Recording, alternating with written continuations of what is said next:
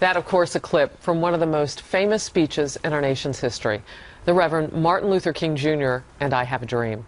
And as America pauses today to honor and celebrate the civil rights leader, there are questions about whether that dream may be fading a bit or changing. Take a look at this Gallup poll. It finds a big 25-point drop in Americans' opinion on the state of race relations since just last year. This on the heels of national protests over police treatment of minorities following deadly incidents in Ferguson, Missouri, and here in New York City. Let's bring it out to the couch. David, I want to get your thoughts on this day. It's a day where we should honor the real dream that MLK talked about, which is content of character, that promise in our Declaration that was supported in our Constitution and our Bill of Rights. But we who've advanced as a country, as a nation, and shown the world what a really shining example of taking institutionalized racism and slavery and turning it around in a free society, has become a narrative driven by a small group of people to divide us over a nation that is united against being racist.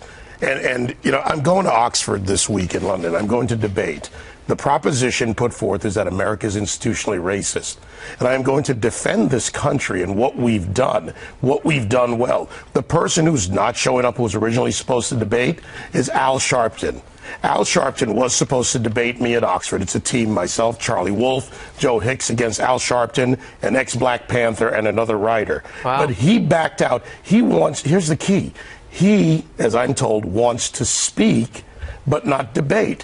What we're looking at is people that are driving us away. So it's, when you look at the polls, it's the reaction, and it's that loud minority rather than a real discussion on issues where racism exists, defeat it, destroy it. But it is not institutionalized, and Americans, frankly, should be proud.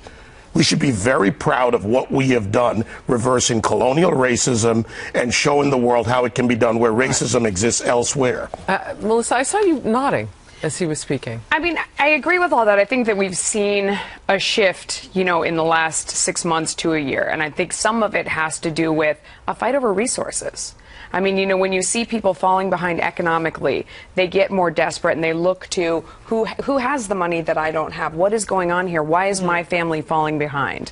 And I think that a lot of the sentiment that we're feeling right now, hopefully, is temporary and is related to economics. Hold on one second. Andrea, I want to get your thoughts on this because, you know, the president has said that race relations are actually better now than when he came into office. But when you look at this polling, and there's wider polling than this because Rasmussen also took a look at this. It's not just one Gallup poll, but there's wider polling on where people really feel where race relations is. What are your thoughts? Well, I think, look, the election of Barack Obama was a huge moment for the African American community. And to his credit, for all of America, whether you agree with what President Obama believes or not, you have to admit he has done a lot of good. He gives a very aspirational goal, I think, for a lot of young black men. And he's, I think, a terrific role model, at least as a father and a good husband. I know people don't want to hear that. David's shaking his head, but I got to give him credit there.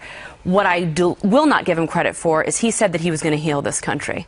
And I think a lot of people expected something different. I didn't, because I read all his books and knew where he was going to go and divide the country, and that's how he's advanced his career. I think race relations are worse than they ever have been. And to Melissa's point, if you look at the facts and the numbers, more people are on food stamps, more people are dependent on the government. Don't take my words. Look at the Congressional Black Caucus. They have stood up numerous times and said, Mr. President, you promised us a lot of things and you've forgotten us. So I do think that he promised to focus on those groups, and he has left them behind. I've got to disagree with Andrea on this, though, for a moment. Got to get Jedediah in here, David. Some feel, you know, that I hear a lot of talk that there was an unrealistic expectation that was placed on President Obama, that because he was African American, somehow many believe that he was going to bridge this gap, was going to heal the nation, was going to unify.